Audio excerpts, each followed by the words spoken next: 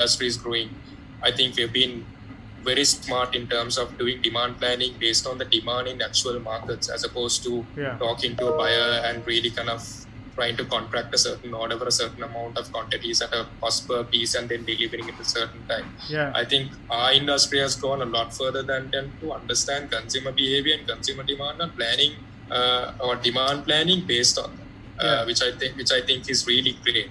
But this, I think, is a tough one. That's a tough one, isn't it? Because I don't think anybody can have an answer. Also, there's no silver bullet answers to these very complicated, intertwined kind of challenges we are faced with.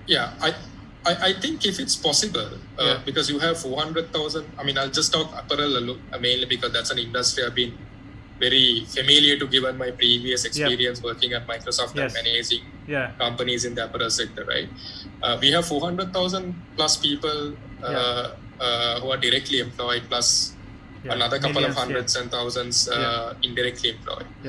If we can at least start operating at a low scale, maybe if you have a factory, maybe your factory has 500 people in total, maybe all 500 can't work because of social distancing and norms that we need to follow. But at least if we can start at least in a limited scale to at least fulfill the orders so that the orders don't get cancelled by the buyers.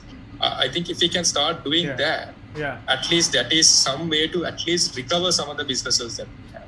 It still doesn't solve the total problem. I don't think that gets solved in a few months. But at least it will give hope to the markets outside that, okay, Sri Lanka is almost up and running now. Things are moving and we can still place orders and get things done. But that also depends on the market conditions of the US and Europe, where which are the bigger markets that we cater. The news in the US is not very encouraging. Europe doesn't look too great too. So I think if those markets improve, hopefully if there is consumer demand is going to suffer over the next 4 to 5 months, but at least if there is marginal recovery towards the latter part of the year, and if we can start planning for that now, I think that's some salvage we can get.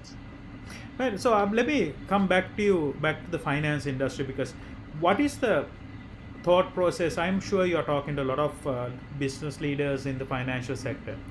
The reason why I'm asking is that, not very long ago, these companies boasted about the kind of profits made, reserves they have. I mean, it's a symbol of this thing, right? Today, the entire economy is, dollar just hit 200. Small and medium-sized companies are struggling. What is their thought process right now about how do you think they will act or they should act over the next couple of months as financial sector leaders? I think the government has certainly come up with some strong measures. I think we'll probably start there. I think the measures have to be implemented through the financial institutions. Right. I think we'll probably start there. I think if those measures can be implemented, I think that's a very good starting point. There was a lot of elements around deferment of loans, especially in SME sector. Not only SME sector, there was also deferment. There was also plans for deferments of personal loans. Then there was a 50 billion budget passed. 50 billion rupees budget passed, I think, to help individuals and companies with investment loans or working capital at very low interest rates to start rebuilding their businesses.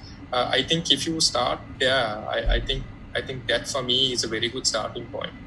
And obviously, although the government makes the direction, the execution of it obviously has to happen through the That's banks. the point. So I think from the little I've seen, I think the banks are fairly receptive to it. I've already seen a lot of the banks already advertising that benefit, asking potential applicants, either individuals or organizations, to actually start applying for it. I have seen independent third-party firms like audit firms to secretarial firms starting to help their customers prepare documentation required by the bank to really, to submit, to essentially provide details about the company and to, get eligible for it. I think that for me is a very good starting point. The other bit is, when it comes to investments, obviously some of the industries have suffered a lot more than the other industries. That's right, tourism, tourism, to a certain extent, even logistics, manufacturing. I think if they can look at those industries which are badly affected and look at what partnerships can the bank have with these institutions, which are beyond regular lending partnerships. I think that will really benefit each of these institutions. Will this happen? I think Are you optimistic? Are you optimistic? Are you honestly think? Because oftentimes my challenge.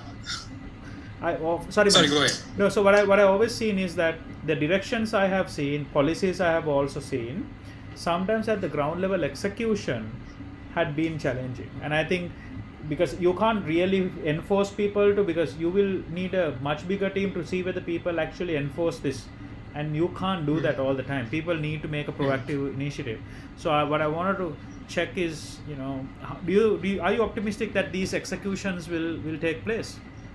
I think from the little I've spoken to my main customers and beyond that, I am fairly optimistic.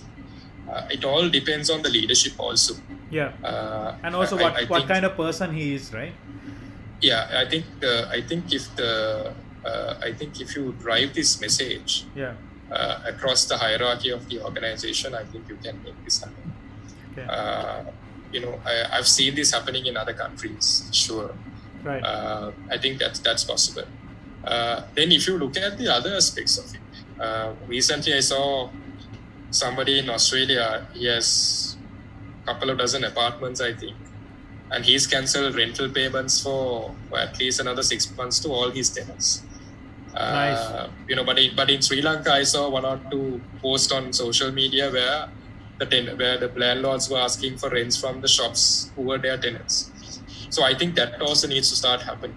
I think if we've got to work like an ecosystem, because we are a part of a chain reactions. Correct. Yeah, absolutely. Right? Yes. Right. We are a part of. So I am just an individual. So I live in a rented apartment too. Thankfully, I could afford the rent still. But imagine if there was someone else who has a certain amount of disposable income and that's gone. So all of a sudden, that's completely up now. So that whole ecosystem of your landlord to your employer to your bank to everything else around you need to connect together for the person to feel the benefit. Correct. Right. So just because a bank gives me a loan as an individual and my landlord still wants the money urgently, there is not real much I can do with that money to invest and rebuild the business. Correct. Because you can't rebuild the business in a couple of months. It's a bit of a process now. Correct. I think that whole ecosystem needs to work together. I think this is where I think as Sri Lankans, which I think we are great as humans, I think that element has to come together. And I see I see all the content on social media about how we should rise as a nation. If we can walk the talk as humans of this country, I think the whole ecosystem of people will change. I agree, man. I think that's one of the things when I travel around the world and even when I'm in other countries and all that, I